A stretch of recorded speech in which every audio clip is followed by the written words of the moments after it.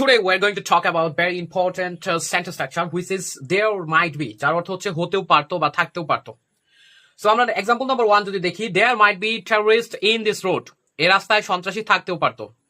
Number 2 there might be germ in it, এটার ভেতরে জীবাণু থাকতেও পারতো। another sentence structure হচ্ছে there must be, অর্থাৎ নিশ্চয়ই আছে।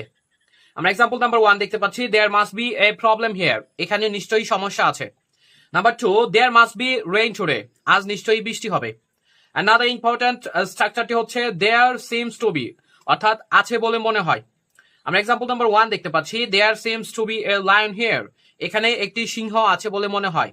Number 2, there seems to be something wrong here, এখানে কিছু ভুল আছে বলে মনে হয়।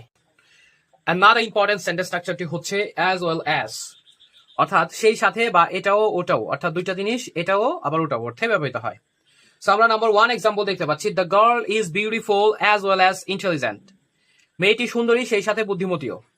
Number 2, he wants beautiful girl as well as dowry, সে সুন্দরী মেয়েও চায় যৌতুকও চায়।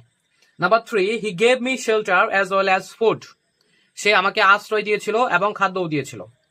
Number 4, he can play football as well as cricket, সে ফুটবলও খেলতে পারে ক্রিকেটও খেলতে পারে। Number 5, trees gives us fruits as well as shade, গাছ আমাদেরকে ফলও দেয় ছায়াও দেয়। আজকে সবচেয়ে যে স্ট্রাকচারটি হচ্ছে সেটা হচ্ছে হাউ অ্যাবাউট, যার অর্থ কেমন হয়। সো আমরা এই সেন্টেন্স স্ট্রাকচার দিয়ে যদি একটা সেন্টেন্স দেখি যে number 1, how about learning computer, computer শিখলে কেমন হয়। Number 2, how about playing football, football খেললে কেমন হয়। Number 3, how about having coffee now, এখন কফি খেলে কেমন হয়। Number 4, how about meeting the girl, মেয়েটির সাথে দেখা করলে কেমন হয়।